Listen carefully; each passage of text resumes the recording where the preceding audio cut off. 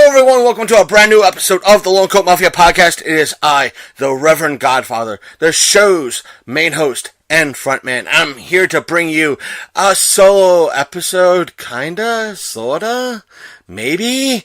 And the reason why I say that is because we are kinda, sorta, maybe fresh off of the Eastern Panhandle Paracon event. There was Rita Christine's charity event at the school run. The official title for the event was Rita Christine's Rockin' Benifit at the local School of Rock thing.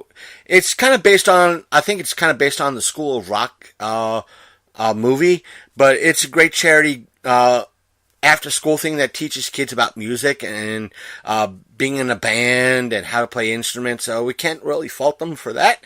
So I'm going to cut it here because there's some stuff I have to correct. This is our thoughts on day one of the event. I won't say day one. This was, in essence, day two. Because Paracon was, in a way, a 3-day event. They had investigations Friday night. The building wasn't really open up to vendors on Friday. Vendors and guests. On Friday, but it was open up to investigations on Friday, and even though as well as Saturday, but Friday, even though it was day one, it was just strictly paranormal investigations. So the official day one for vendors and invited guests and ticket holders, general admission, was Saturday, and day two was today, as of this recording, Sunday. So I'll come back after this little bit of a recording between me and Big Candy and tell you about day two. So, and what pretty much kind of corrects something I might have stated about that evening. So I'll see you on the other side of the clip.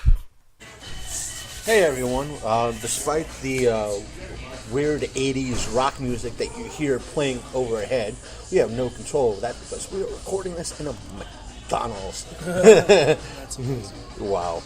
When they can't really do your order right. Oh my Welcome God. to McDonald's. And the reason why we're kind of recording this in a McD's today is because we went today was our first day at Paracon.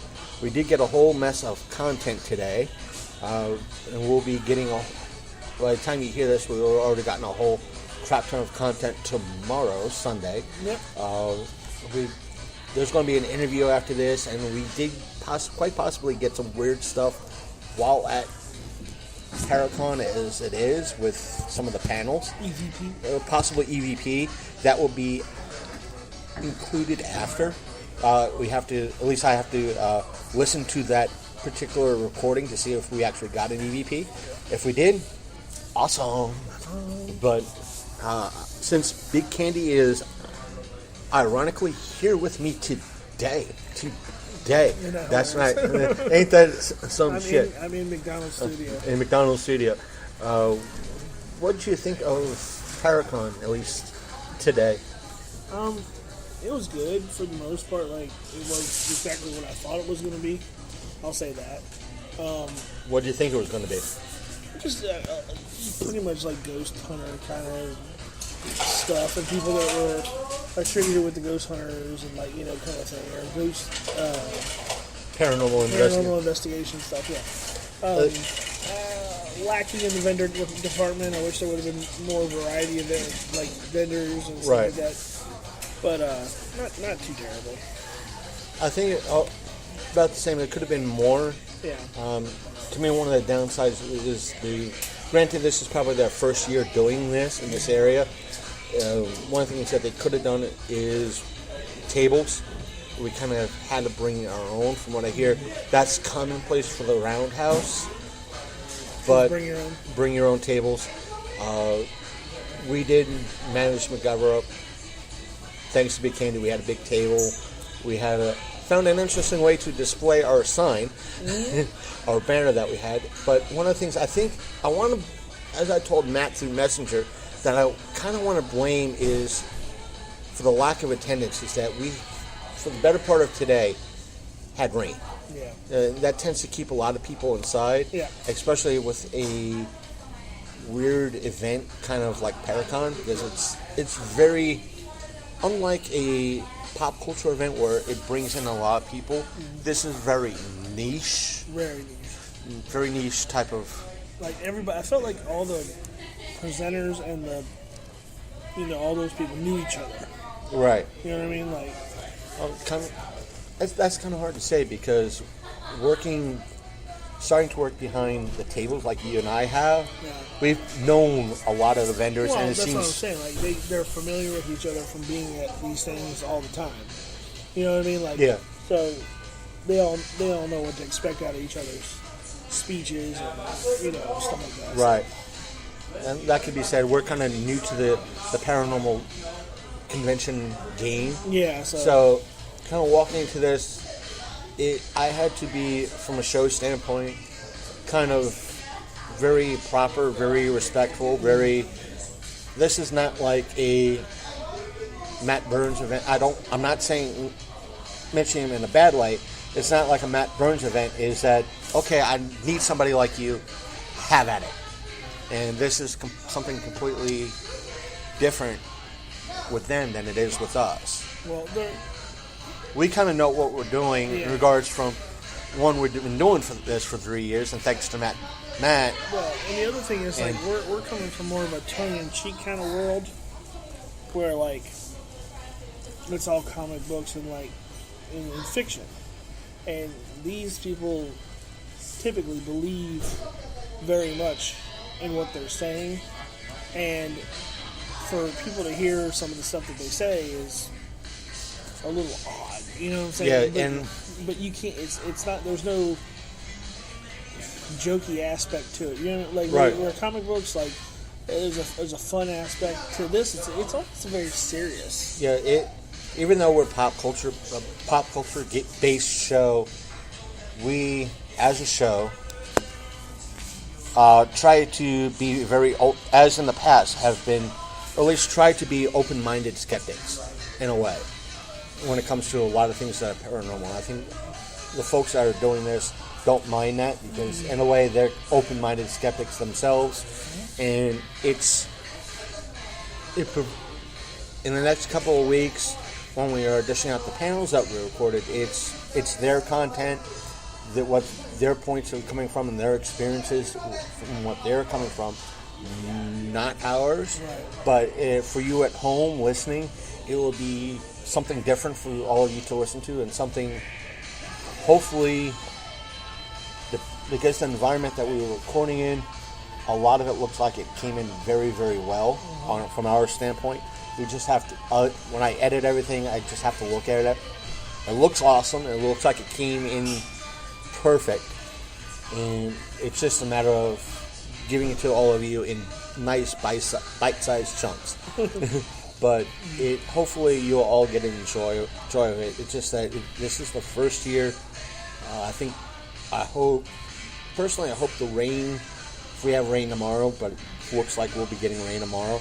But I'm just hoping that this isn't going to deter a lot from them, at least from a promoter standpoint, from doing this again next year, if at all. Yeah. But hopefully they'll give it at least that one extra shot next year. Yeah, like I said, I don't think it was terrible. It was a bit underwhelming. Right. Tomorrow may be better. Tomorrow may turn it all around. Like tomorrow may be a better day for it. Right. There may be less going on because I didn't know. You told me there was a whole Odd Fest thing going on around town. I didn't know about.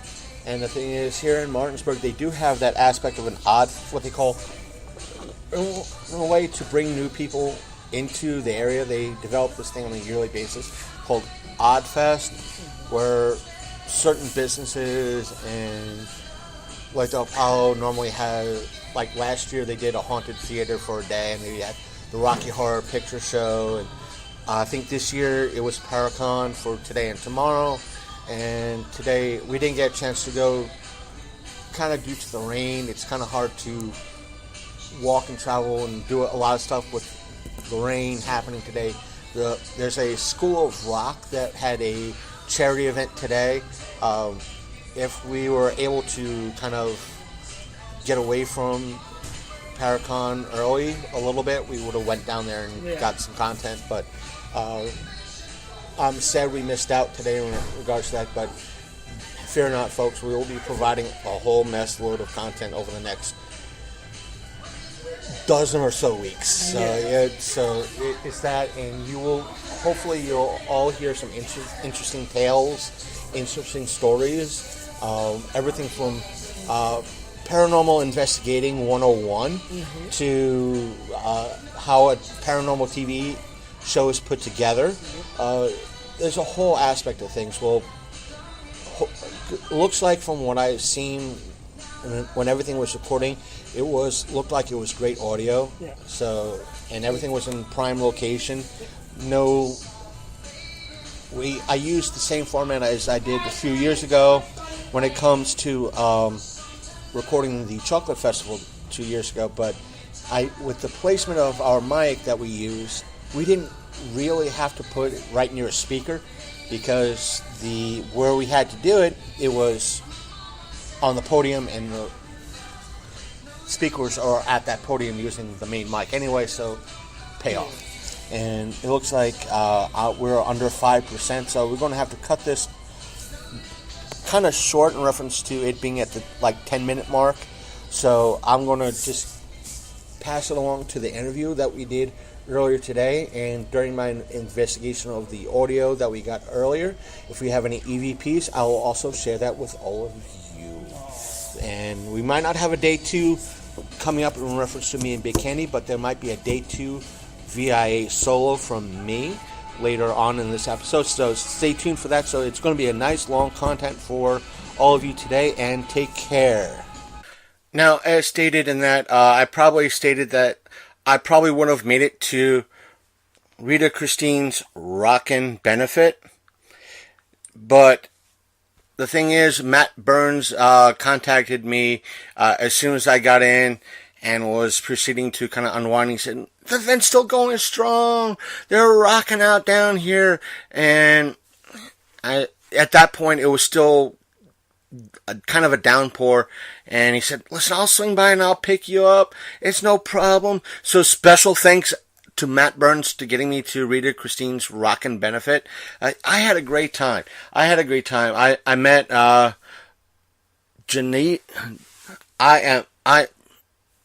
Miss Rossi.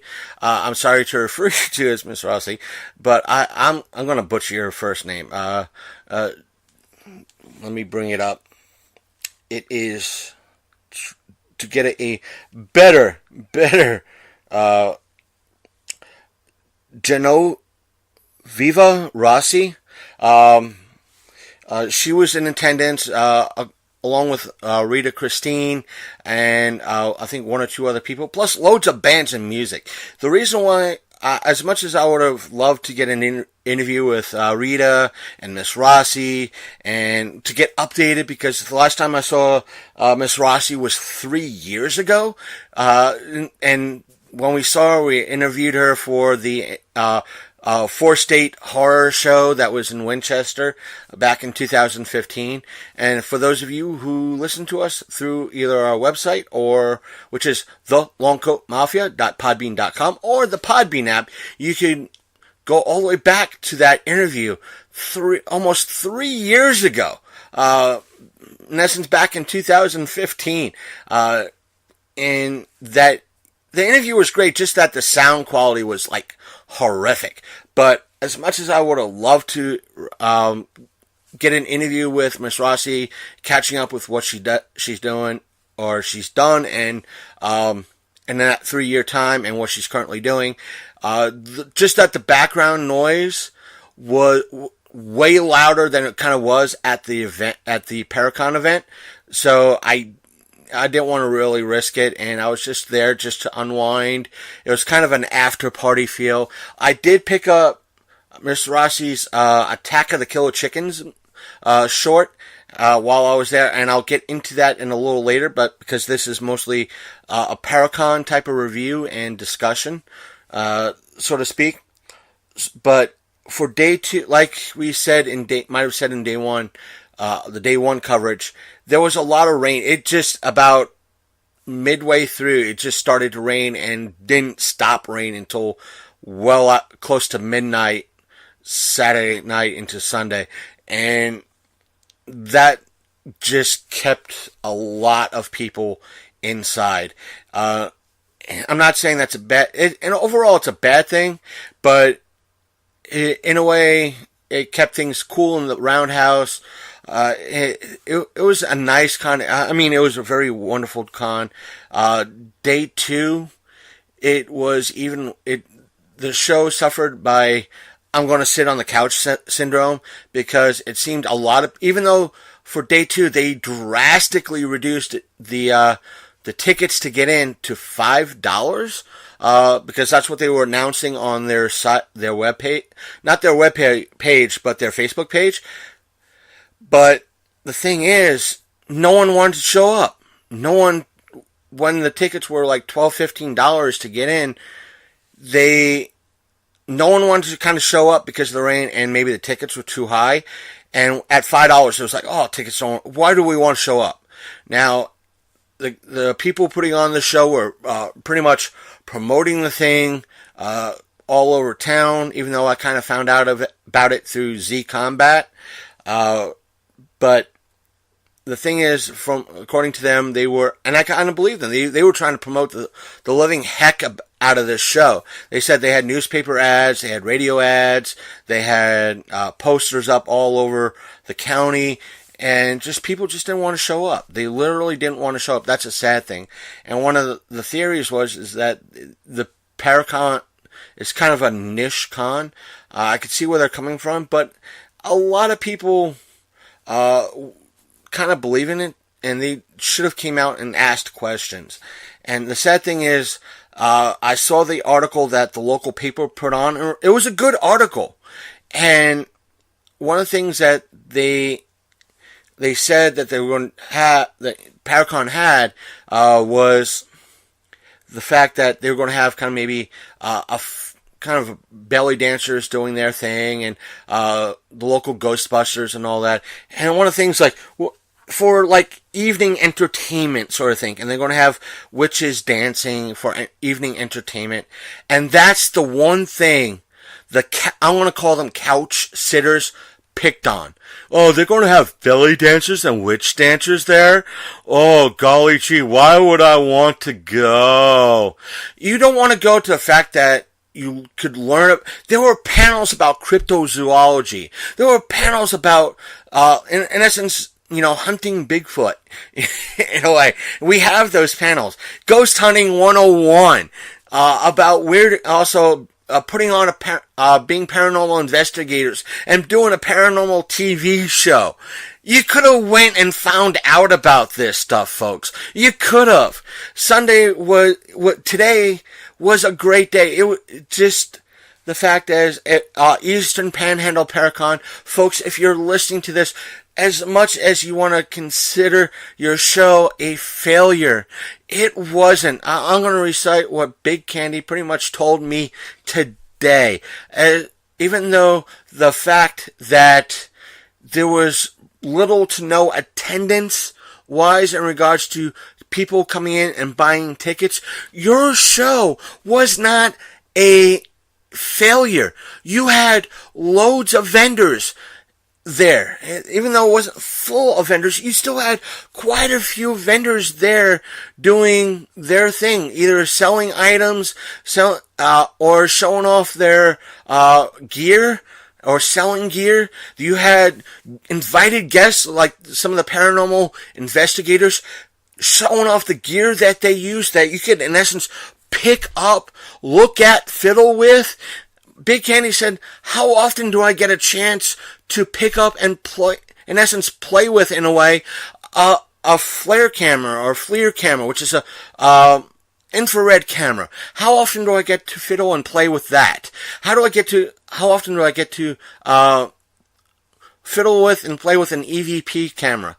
He said he got a kick out of this. That's not a failure. You had guests there that were he said they have guests that were doing panels, that were solid panels, putting out great and awesome content. And again, from a podcaster's standpoint, thank you for letting us, and those who might be listening to this as well, thank you for letting us record your panels. We will be giving all of you proper credit for your panels when we release them. And listeners, please stay tuned. These are great panels. These weren't just goofball panels. They're not. They were solid content. Literally. Your show was not in any way a failure. In any way. It allowed us to expand. There were a lot of we made great connections there. It was new for us. We loved it. And what else can we say about this? We had fun. We had a lot of interesting stuff, happened to us while we were there. We'll get to that in a little bit, more in a moment. But, the fact of the matter is, we thank you. Literally, we thank you. We had a blast there today, because even though they had, you had a lower than most attendance in regards to that. Now, this is coming from someone who, in essence, attended a failure of a con, and this was going on almost 10 years ago, if not 10 years ago. The convention I went to was in Hagerstown. They only had, this is something I told everyone on our show many years ago when Matt was first on our show. The convention we went to, he had a few guests there, no vendors. And this promoter, not Matt, folks,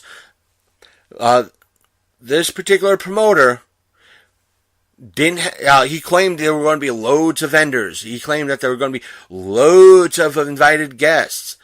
Out of these loads of invited guests, 3 invited guests showed up. No vendors, and the only person that would have been buying a ticket was yours truly, the Reverend Godfather. I walked out of there with enough stuff and signatures that would make most VIP large con ticket holders go, say what? But you had a lot of content. I would have been more than happy, if I was going there on my own, I would have probably been more than happy to pay the $15 to get in on Saturday to check you guys out, to sit down with a couple of the panels, like we did on Sunday today. We sat in on the cryptozoology panels with, let me bring up his name. Let me pause this for a second. The person that I want to now insert the clip with, his name, we had the clip you're going to hear, it came in the middle of the conversation. His name is Frank Bennett. Just do a Google search on his name when we post up his panel that he did today. We will provide all of you with the direct links to his website. But this was just a general, not really an interview. This was just a general discussion between me, Big Candy, and Frank Bennett, who was one of the invited guests. He had a book there for sale, this was just a general discussion. This, folks, this is what they were there for. I had a blast talking to Frank. I had a blast talking to the Twisted Paranormal Investigative Society, the ghost hunters that they were there. I had a blast. I literally had a blast. So, don't get me wrong. The downsides for your show was one, weather related. You have no control over that. And because of that, lack of attendance. That's the only 2 negatives I saw. And that being said, everything else was a positive. You had for a first-time show at its location, which in essence is my backyard. You did wonderful. And as for that clip, everyone, I am going to insert it right here.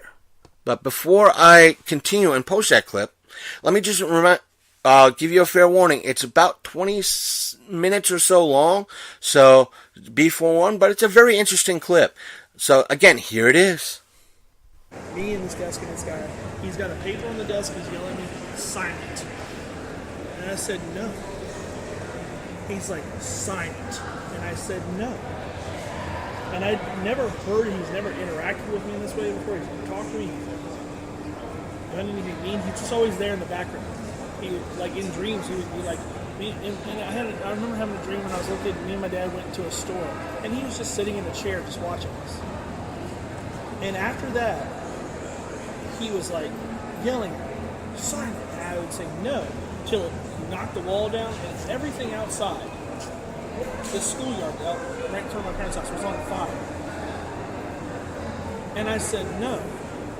And so a giant man made of flames came up, and he said, sign it or he'll kill you. And I said no. And it went away, and it hasn't come back. I don't know what that was. Oh goodness. But whenever people say man in a hat, it freaks me out. I want to know what the hat communicates. Right. What does it mean? And my first thought was how you described it. The phrase in my head was impending doom. Yeah. Pale skin, You know, long fingers. It's the stalking quality. It's Yeah. going to catch you and you're done when it does. That quality. Yeah. Now, Like your game. Followed me for years when I was a little kid. This was probably when I was about 14 or 15. Right. And it hasn't happened since, but it stuck with me. I grew up in a house that was like horrible for like bad entities. Like doors would slam, the toilet would flush, like in the middle of the night. Like I had to sleep with the lights on. Well, at least the ghosts know how to flush afterwards. I mean, Exactly. don't you hate it when they stink up your damn bathroom and Right? don't flush? You got ghost Really? turds everywhere. now, Your house train, that's good. Seriously. now you're talking in regards to portage, a ghost kind of attaching itself to somebody for greener pastures. In your experience, has there been ghosts or entities, if you will, that are both good and bad doing this, or is it mostly I benign? personally have never been party to a good encounter with an entity. Now, I'm not saying they don't happen, but me personally, I'm not a party to a good one. That I can say. So it's, in your experience, it's mostly a darker entity attaching for. Well, like this gentleman, I was stalked. I was hunted, stalked, and they set up shop inside your home, and they travel with you from place to place, hoping to find opportunities where they could affect your life, perhaps make you make mistakes, which is what everybody is always pushing me to do. Like, for example, somebody gets me mad, my first thought is just start hitting on it. I mean, come on, you know what that gets you. Even now, I've got people where I live who are always trying to provoke me to do things. My first thought is, lay them out, and they'll never do it to me again. But you know how that's going to turn out. You serve time, I see one situation after my life being set up where I can make the mistake. All it takes is for me to make one mistake, and I pay for it. I see that a lot. If otherwise, I don't have such drama elsewhere.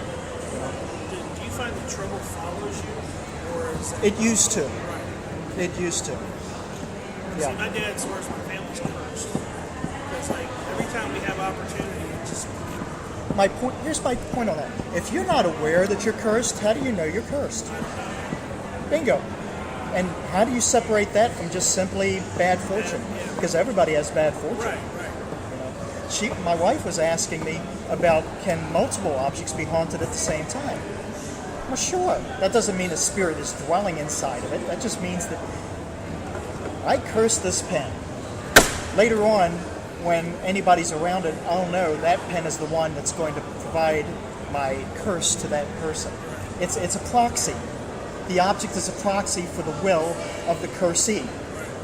Of the cursor, the cursor. Then could you say that in this particular instance, could it be the aspect of a type of mind over matter? I think it's cursed, therefore it is cursed. If you sit around and you dwell on it, you can really you can make something bigger than it's supposed to be, and quite honestly, myself, my king, we're having this discussion. We work on empirical evidence.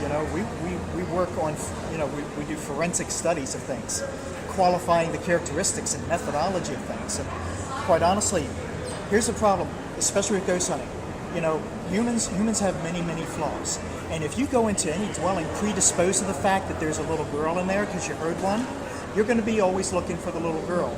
And what you're going to end up with, which so many have ended up with in the past, you're going to be spending endless hours. You'll hear a little voice of a girl this day. You won't hear it on this investigation. Somebody else will hear one on another day. And you'll go looking for it and it's not there. It's going to spin your wheels. And in your mind, you've already been predisposed. There's a little girl ghost in there. You'll never have evidence of it, ever. And I know right now, I've been watching a lot of on YouTube. I'm one of the many people that's out there that's cut the cord, so to speak. So a lot of my entertainment comes through YouTube, Netflix, and Hulu. Okay. And I've been watching a lot of urban explorers on YouTube. And some of the ones that I watch do go to not only just general abandoned locations, some of them are reported haunting. Now, me being an open-minded skeptic, oh yeah, there's somebody nudging the door behind them. They're not really, quote-unquote, alone. Could you say that about some, granted we're in a paranormal convention right now. Could you say some of those instances that, yes, they are possibly hoaxed, but thus kind of playing up to the audience as well that, this person constantly goes to a haunted location, therefore the audience is expecting a door to open or them to hear a voice or that sort of thing, whether it's staged or not. There's a big difference. The ones who I believe personally are in more of a hurry to get their name out there because they found evidence, you'll find those online. Other people who are trying to probably do more solid work and make sure they actually have evidence are the ones who probably want to distribute it on something like DVD, like my friends at Twisted Paranormal. They really want to qualify something before they send it to print. That's how fast they want to get it out and get themselves proved. Kind of would, cast light on who's in it for the recognition or who's in it for the actual science. Right. You see. Right. Science takes time. Science takes a lot of time, and you got to get it right. So do you find like more people are apt to, they want to find a ghost just so they can go look at ghosts, or are there people that want to scientifically go, what is this? What does it want? What is it made of? How does it happen? Exactly. There's only too many of those out there. They say they are. For example, Zach Bagans. He always says he's doing this because he had a paranormal incident when he was young. However, since then, I don't know how he's doing, but quite honestly, after what's that been on 10 years now? 10 seasons, they say. I mean, how much do you need before you get your answer? I mean, is he still searching for what he said he was originally searching for? Because since then, he's become a millionaire several times over, and Aaron Goodwin and all them, they're doing very well. And now they don't have any reason to shut it off, even after they've gotten their answer, because the money's just too good. You think at this point they're just selling? Selling. Yeah, they're image. selling.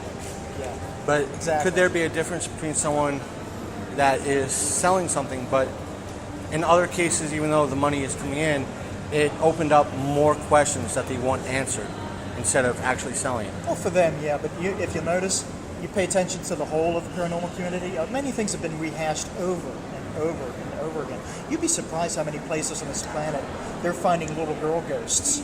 I mean, in places humans have never inhabited. It's very suspicious. So just to clarify, are you saying that if investigating team A or person A is finding constantly that little girl ghost and starts to be a trend, you see the other investigators, whether it be a TAPS-like organization, for example, or a YouTuber always finding that little girl, meaning it being suspicious when they, for example, Ghost Adventures. Right. I can understand why so many people are calling what they're doing fake. I get that. They walk away from every investigation with this really hard-hitting evidence. Really. And it's like what I say about the Sasquatch. You got people going into the woods and running into this huge creature. You never see anybody running into one that's only 5 feet high. You never see running into one that's purple or something. It's always the same creature all the time. It's enormous. You ask any hunter, any fisherman, that's the equivalent of going hunting for deer or fishing and coming in with legal game each and every freaking time. I mean, the odds are just Yeah. Too good. Like, you go hunting for elk, you might not find an elk. Exactly. You're never going to find a Bigfoot. Yeah. People like me will run into Sasquatch taking out the garbage. Right. And I've met experienced hunters who have never, ever seen a Sasquatch, ever. And hunting for decades, never.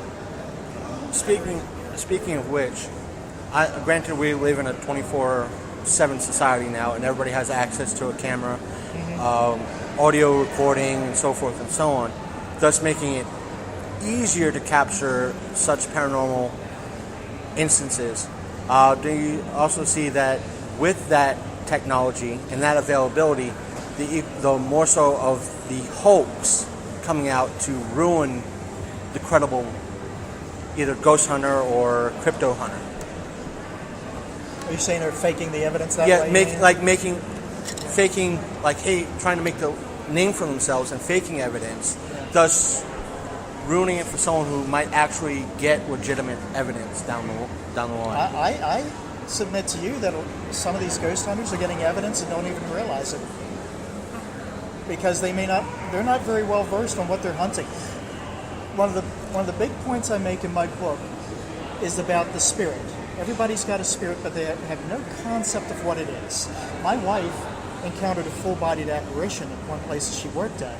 But you see, she didn't recognize it was a full-bodied apparition because it was dressed as a war reenactor, from wearing period clothing, even smelled like them.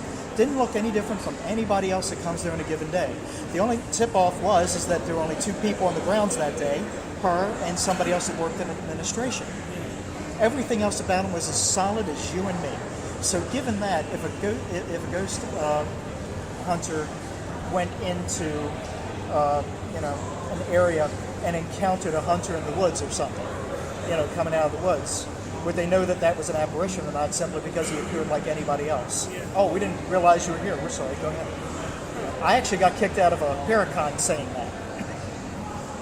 They don't like this concept of how real spirits can appear. Right. But it happened to me, and it also happened to my wife. I've heard of that. Just people actually acknowledged me. Really? Turn to her and acknowledge I it. can help you with it. He just turned, he looked at me and he goes, he shook his head no. So he actually acknowledged me. I acknowledged him. And I said, well, if you need anything, I'll be in the other room. So when I walked out of the other room, I thought, well, that's bad customer service. I need to go out there. Besides, I was closing the place down. Yeah. And I needed to make sure he got out. Yeah. And when I went back, he was gone. Somebody could be coming through this room today who is a full-bodied apparition, but appeared to you and I as another guest that's interested in the show. Right. Just walking around and looking, and you wouldn't know unless you actually directly interacted with them. Yeah.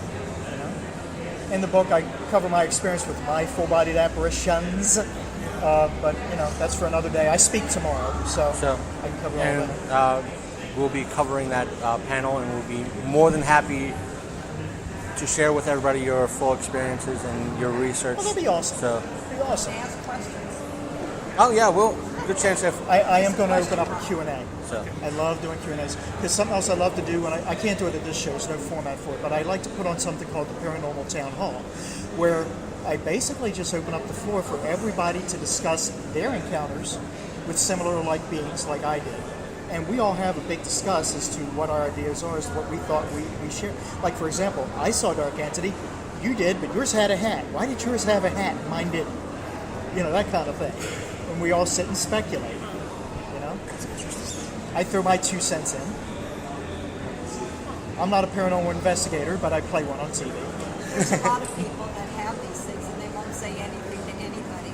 But when you go to his town hall and he'll say something, then they'll speak out and say, well, I had this encounter or I had this experience or whatever. And then it'll dawn on them. I can talk about this with somebody. Someone's not going to say I'm stupid or I'm an idiot or, I'm a weirdo. That being said, in your opinion, is an event like this a way for someone who might be fearful in public to relay information to someone like yourself or a paranormal investigator in regards to not being called crazy in a way? even though they'll call you crazy because you voted for Trump. I mean, come on. I mean, please. Really, if you want to call somebody crazy, whip out a couch and do a full session, please. You know? But all in all, you know, to relay a story such as a full body app, seeing something that you can really explain, being in an environment like this in a town hall type of setting and speaking. Yeah, these people are just dismissive, and they're not, you know, they're dismissive about Sasquatch and UFOs too. So what? It's a personal experience observed by millions upon millions of people, going back centuries, spanning the entire planet. It's not possible to call somebody crazy. It's not possible. It's inappropriate to do so. You know? So it's better off to ask questions. Ask plenty of questions. Ask questions instead of saying you're crazy. You could spot a fake. If you ask enough questions, a fake will reveal himself. You know, you ask many questions as you like, because people who really experience something are anxious to tell somebody, because most people feel sheltered in and that nobody believes them or listens to them. You know, it's a horrible feeling. There are people who have encountered Sasquatch who are absolutely terrified to leave their houses anymore. Terrified. They've changed their entire lives. Well, there is a lot of on this planet that we have not fully explained yet. I'll put it like that. And nature has a horrible aspect of saying, "Hold my beer." Yeah. Because how many scientists, when you look at the aspect of the ocean per se, they can say scientists, marine biologists have said, "Oh, nothing can live this year," and all of a sudden, jellyfish flies by the camera or floats by the camera. And like, okay, that's jellyfish. Nothing with a skeletal structure or any type of thing more complex. Squid swims by the camera. Okay, nothing with a skeletal structure will live. Fish swims by. And you can almost hear in their heads going, fudge cookies. You know, and they're like, okay, nothing could live this deep on the seafloor. Crab walks by, or a version of a crab that will walk by, and they're like, "Son of a, damn it!" Okay, you ever read my webpage, BibleByBennett.com? I am not easy on the scientific community because they're constantly trying to be dismissive. They're constantly trying to put things in a box and saying everything outside of that is not science because it doesn't fit in this box. Which is fair. Cryptozoology especially, it's fair. I mean, nobody's actually captured and analyzed a Sasquatch. I get that. Okay. But they're doing it with the paranormal. And there are more people that have witnessed paranormal incidents than not. And I know what she's talking about because I've seen I forgot if it was a documentary or something of the ilk, where an archaeologist, I can't get the word out, someone who specializes in archaeology, and old stuff. Mm-hmm. And he looked at the Sphinx and said, the way the Sphinx is eroded, it cannot be what science tells us. 10,000 years, 15 years right. old or something like that? Yeah, and he said, the only way I can understand and get a better idea of this is seeing a geologist. Right. And he called in, somebody said, listen, this is my theory. I think it's older due to how it's eroded in regards to this, and this. If I'm wrong, please, tell me. I think I'm wrong, but I don't know geology. I don't know how weather and water erodes stones. And the person he spoke to, he said, looked at his evidence and looked at what he had. He said, I think you're on to something in regards to this, and worked with him in regards to get an accurate time frame to kind of prove that the Sphinx is older than what it says. And everybody in both fields were like, you're wrong. They didn't want to say why he was wrong, just that they were both wrong. Because again, as you said, it didn't fit in that box. Go in that box now. But also, here's the other thing I got against the scientific community, is that they're always going to conclusions. I mean, 50 years ago, the conclusion on that subject was that the Sphinx was 20,000 years old. And they keep altering their conclusions based on new discoveries. And of course, obviously the technology is only going to get better. So what's your conclusions now if 20 years from now somebody with better technology is going to know more? You see my point? Right. Seriously, you're wasting our time with this. By the way, back to your point about portage. Spirits using you for portage to get from one point to another. A lot of times you'll watch the paranormal shows and they'll talk about, for example, the Ghost Adventures guys. They heard the same spirit call their names in 2 separate locations. Well, did it dawn on you that spirit probably came in with you? It's not the building. What did it occur to you that it probably left the last location with you and entered this location with you? The land and the ground, and it'll come into the building.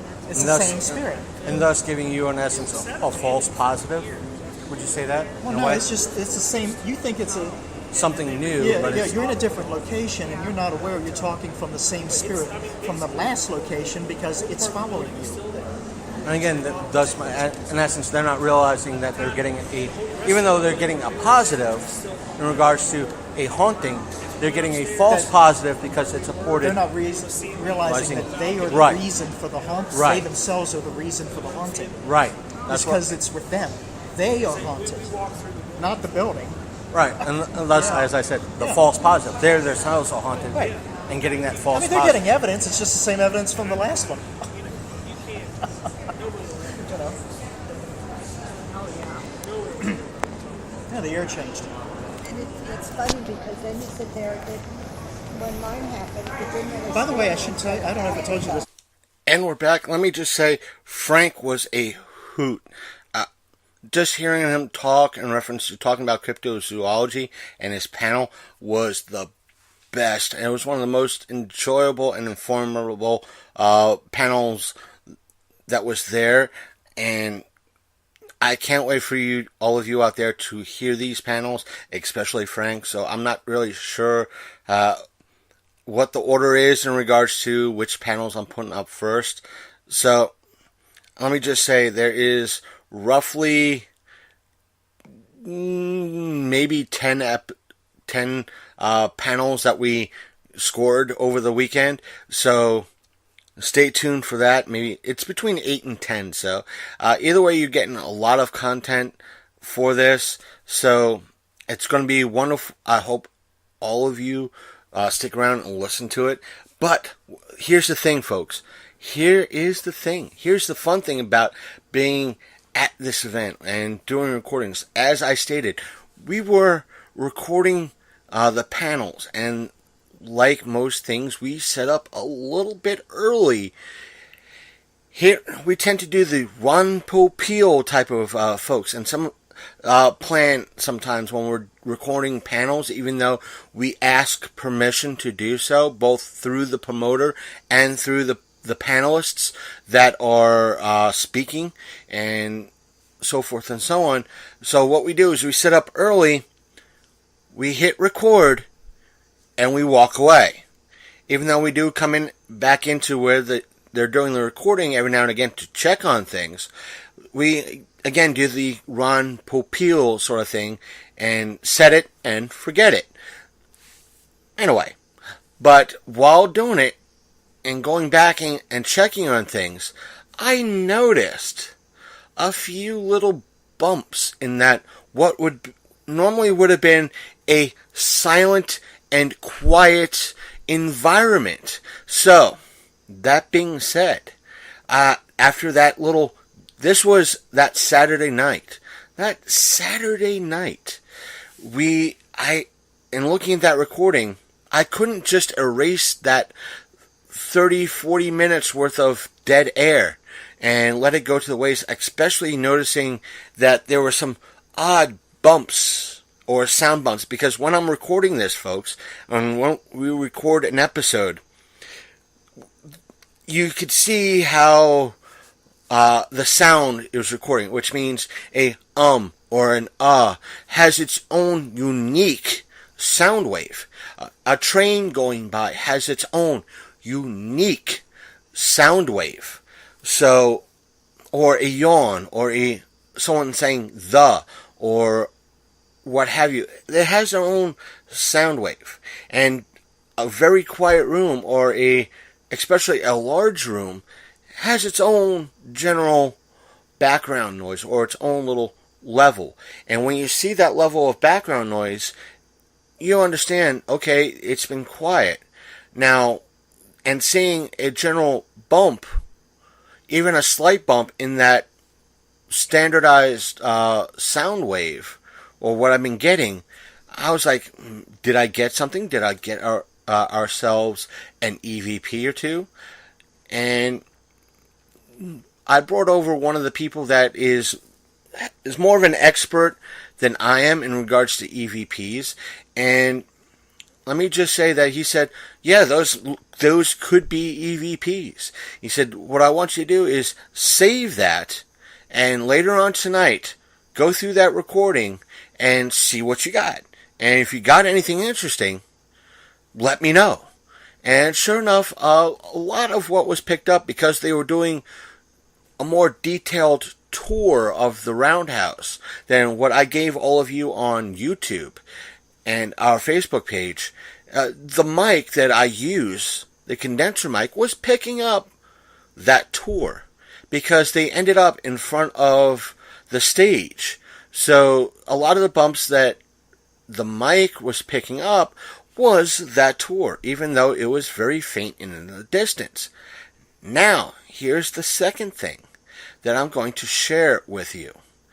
And what I'm going to share with you, I'll share the entire clip twice. Then I'll shorten it down so you could figure it out in regards to the clip, because it happened while one of the trains was going by. Now, I had a lot of the people that were there, again, who are more known to cover ghost hunting and EVPs, so they're a little bit more of an expert than I am, and they have a better ear for it. And me and the three other people who listened to this clip, granted we each heard something completely different, and I'm not going to tell you what they said. I'm not going to tell you what I heard, or what they heard, I should say. I'm going to put the clip in. Then I'll let you know after the trip. After this, that's a later step. I'm going to say this. Here is the clip first, okay? Here it is. Now, here's that full... Did you hear it? Let me play that clip to you again. Now, let me just give you an isolated... If you didn't catch it those first two times, let me isolate and play for you the part that stood out to me. And I had the several people who are attending at the con, who are... Again, have more of an ear, and they've been doing it a hell of a lot longer than I have. That little bit of an isolated clip that stood out to me. Here it is. Now, let me replay that little snippet again. Right here. Okay, there it is twice. Now, here's the thing. Now, here's the next step. I played you the full 2-second isolated clip of what was before it and what was after it, including what I just isolated for all of you. Now, the thing is, I want to know what all of you hear. Is it an actual EVP? Or was it something that could be easily explained? So, I want to hear from you. Send us what you think to longcoatmafia@gmail.com with what you think, and we'll let everybody know what everybody thought. Or if you want, let us know through Twitter, which our Twitter handle is Longcoat Mafia, or through Instagram, which is also Longcoat Mafia. Let us tweet to us. I'll say this: tweet to us. What did you hear if you use Twitter a lot? Tweet to us what you heard in regards to that little snippet. Or you could send us a message through Facebook. And our Facebook page that you could send us a message through is thelongcoatmafia.podbean. I'm sorry. That's our website. Our Facebook page is The Long Coat Mafia. Again, I'm doing it again. I apologize. It's been a long weekend. Please forgive me, forgive the show. To contact us through Facebook, our Facebook page is facebook.com/The Long Coat Mafia Pod. Doing it again. I'm not going to edit this out. I'm going to stumble. It's a long weekend. Insert your laughter here.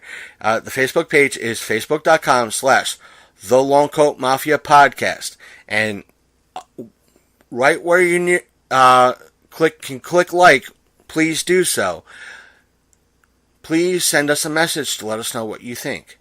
Now, again, I heard something different than the paranormal investigators that listened to it. And Frank also gave it a listen, and he heard something different as well.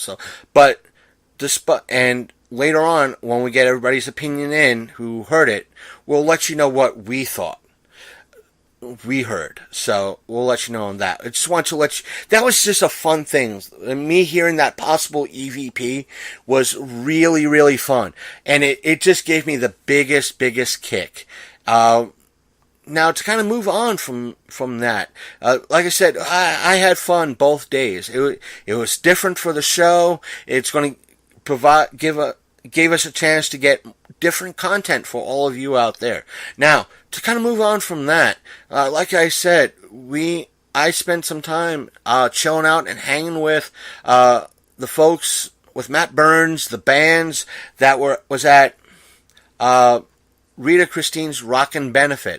And while there, I picked up Miss Rossi's short. I thought it was a movie. It's a short called Attack of the Killer Chickens. Now, this is something that she was promoting 3 years ago. I'm just giving you all context. Miss Rossi's a very sweet woman. She's a very wonderful woman, and she's very talented. And again, her interview is way back. You got to turn the dials of the Wayback Machine to go listen to that episode. Again, it's on our website, thelongcoatmafia.podbean.com, and it's on the Podbean app. Now, at that show, she was showing and previewing Attack of the Killer Chickens. Now, I'm not going to give away this 6-minute, depending on what you look at. My DVD player said, this is a 12-minute short. And the DVD case says it's 6 minutes. Now, again, this is a low-budget short. There's no nudity in it or anything like that. There might be a little bit of vulgarity. There's nothing really extreme blood and gore. As much as it's kind of unrated. What did I do with that box? I should have... Oh, there it is. It's right near my notes. Now, there's no real rating. There's a lot of, on the box itself, there's a lot of egg puns and all that, and chicken puns. Like in one corner of the whole box kind of reminds you of for those of you who know what a zine is, it kind of reminds you like that. It's all hand-drawn and hand-sketched. So, again, this is just a very, very low-budget indie type sketch, and I don't mean to insult Miss Rossi in regards to this, because I want to give you context in regards to it. This, from what she told me, this in essence was a concept short. Pretty much that's what it was. It was something that she had an idea for, and she wanted to do a short, and that's what she did. And very proud of her. And this short, because everything's kind of sketched out, and kind of a low budget, very low budget feel. When I watched it, I had reminiscence. It's a very lower budget, but better done version of Thanksgiving. I think I enjoyed this short more than I did, way more than I did Thanksgiving. But I will say this. Because of this short, Miss Rossi and this short won several movie awards, not big time movie. This was, I forgot the movie festival that this was at that won those awards. But at that festival, she won a few awards. I think for actress and producer, and I think director, as well as the short won like 1 or 2 awards. So because of that, she is now producing a longer, she said it was a movie, so I'm thinking, because I apologize, I should have asked her. If and when I see her again, I will ask her how long it is. But for the most part, she said she's working on a movie version right now of this short, which means the characters get more flushed out. The story is more flushed out. And she said, because the investor is putting up a lot of the funds, if not all of the funds for this movie, she might not have a lot of say in regards to casting or along the business aspects of it, but she has a lot of creative control in regards to this movie, which means it's kind of a handoff. And I understand in regards to this, you see a lot of that type of, and it's a good setup to have a lot of the times, meaning you see it in business and you see it in entertainment, especially in both areas where it works out well. One of the prime examples is like Steve Jobs and Steve Wozniak in regards to early days of Apple. Steve knew how to talk and sell. He knew the business aspect of things. Wozniak knew how to create. He knew the tech. He knew how to program. So they made a good team. One did all the designing and the building and the engineering. The other one did all the selling and the communication. And sometimes in entertainment, that's also a good thing. I might not know the business aspects, but I know how to act. I know how to produce. I know how to put things together. I know somebody who could do, or a few people that can do the special effects. I might nudge the person funding things the right way, and they have final say, but I have a lot of creative control. While they're going to sell this thing to maybe a bigger studio, whomever it might be, but that's their aspect. That's a couple of dozen things I don't have to worry about. All I have to worry about is making sure it's written the right way, the actors and actresses are doing it the right way, and everything else. That's a great thing. And she's going to be doing all that. And it's going to probably drive her a little bit crazy in the long run, but I'm happy for her in regards to that and her level of involvement, because she's going to be playing, I think she said she's going to be playing like 3 or 4 parts in this. So good on her. So it's going to be a fun thing. And personally, I can't wait to see the full-length movie in this. Now, granted, sometimes, depending on the independent, or I should say, depending on the creator, the movie could be anywhere between an hour to an hour and a half, if not 2 hours. A lot of the independent stuff is between an hour and an hour and a half. So hopefully it's about an hour and a half, and she said she wants to flush out a lot of characters. There's going to be cameos from the people who were in the short, as well as her, of course. So this is going to be a wonderful thing to see. I can't wait. I might put a link to her fan page in the description, and that way you can contact her or follow her in the proper way to pick up prints and your own copies of some of the movies that she's been in. So that's that. Now, like I said, I had fun at the charity event, hanging out, just kind of unwinding. Matt kind of understood that I was coming off the show, and I was trying to give all of you content as well. So it was just me trying to relax and trying to enjoy myself a little bit. Now, with the SDCC that happened this weekend, and there was a few controversial stuff that happened this weekend, but there was a lot of great news that came out. Godzilla 2 trailer, with a lot of people. Again, you had a lot of trailers from Spider-Man, Teen Titans, Godzilla, you had a lot of TV shows show their trailers, and Aquaman trailer, the Shazam trailer. A lot of stuff came out. We shared a good chunk of it. that as soon as it came out and we noticed it, we shared it.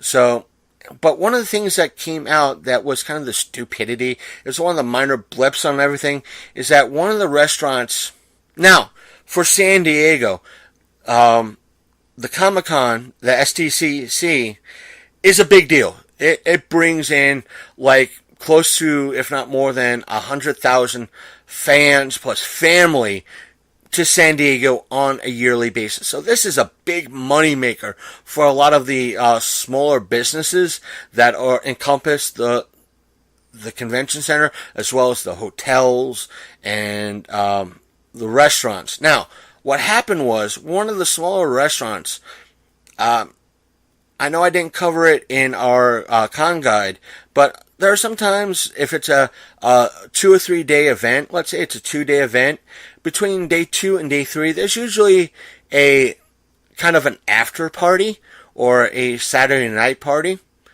that everybody tends to go to.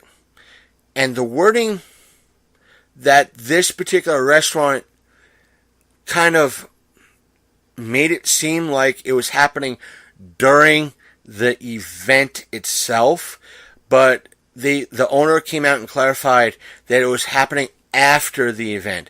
And the wording in the on their Facebook page and the article that was kind of passed around was, "Geeks be gone.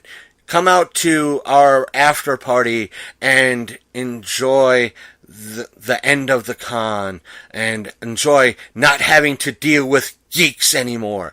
And that post has long since went away because they deleted it, because I guess they were getting a lot of phone calls and all that.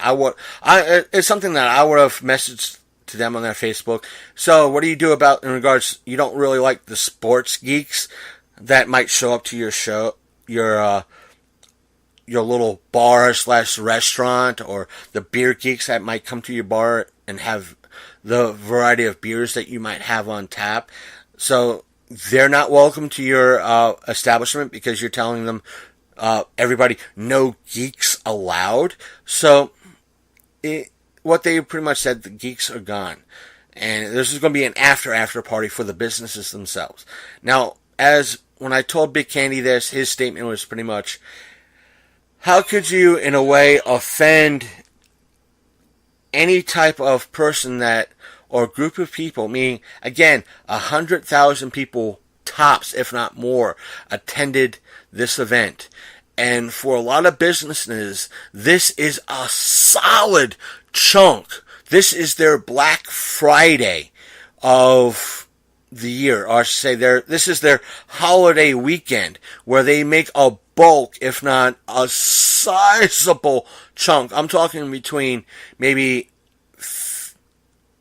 60 to 75% of maybe their yearly income due to this event, because of everybody coming in and pretty much spending loads and loads of money, because people that attend this have to stay there for almost a week. So they have to eat, they have to drink, they have to, and a lot of them will shop. And to say, we don't want, in essence, tell the people going to this event, we don't want your money. Oh, that's bad. And there have been a lot of commentators that are, in essence, hated on YouTube and or Twitter in regards for saying that, how dare you tell your fans and your customers that you, in essence, don't want their money, because you tell your fans and or your customers you don't want their money. Guess what? A lot of times you are not going to say or see their money, as some of the people who say you insult the fans and you insult the customers, you're going to lose the funds. They boiled it down saying, oh, you're going to get what you think you're getting woke. Guess what? You're going to start to go broke. So hopefully this does not really affect them all that much.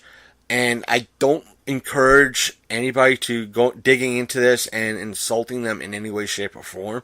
So that's the biggest thing that came out in regards to this. And because I am tired, I'm going to cut it off right there. And I'm going to leave all of you to boil down with the little EVP that we got and the paranormal stuff and the little ghost hunting little discussion in our review. So, anyway, you can leave us a message through our email. It's longcoatmafia@gmail.com. You can leave us a message on Facebook. Our Facebook page is facebook.com/The Long Coat Mafia Podcast. Yay, I got it right. And you can also send us a tweet by our Twitter handle is Long Coat Mafia. Our Instagram handle is also Long Coat Mafia. While you're out on Facebook, sending us a message, don't forget to hit that like button and follow us for up-to-date information in reference to us sharing news that you might not know right away, or updates in regards to where we've been, what we're doing, and so forth and so on. Same thing with our Twitter. We share more videos and photos on Facebook than we do on Twitter, so please follow us and like us on Facebook, as well as Twitter. You can also follow us on Instagram. Again, that handle is Longcoat Mafia.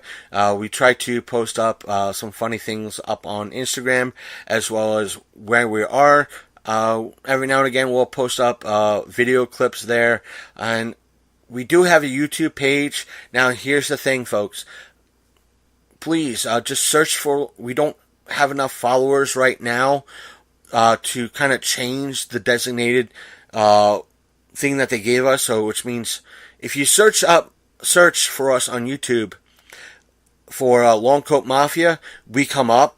You'll tell that it's us. We have Igor there, and you'll see a bunch of our podcasts. Plus, you'll see a lot of videos. We're starting to post a lot of videos there as well. We'll put our walking tours there, and we'll put as well as on Facebook. You'll see a lot of the same videos on Facebook as you do on YouTube, but there's going to be times that we put exclusive videos on YouTube and exclusive videos on Facebook. The reason why is if we post up a video that might contain music or well-known music per se, meaning if there's music from Metallica in the background that we don't realize while we're doing the video, YouTube might flag that, and we don't really want to get in trouble, so we'll put that type of video on Facebook and make that a Facebook exclusive, while we'll put a long-form video, a real long-form video on YouTube, because Facebook does not like the long-form video. So we'll make the long-form video a YouTube exclusive. So either way, just search Longcoat Mafia Podcast, and you'll come across us.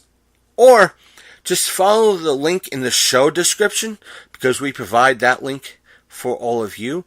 For those of you who listen to us on either Apple Podcasts or Google Play Music or Google Play Podcasts, don't forget, we prefer you use the Podbean app, because there are times that if there's a Google Play issue or a Apple Podcast issue, it's happened before, the Podbean app will always be there for you to download and play apps as well.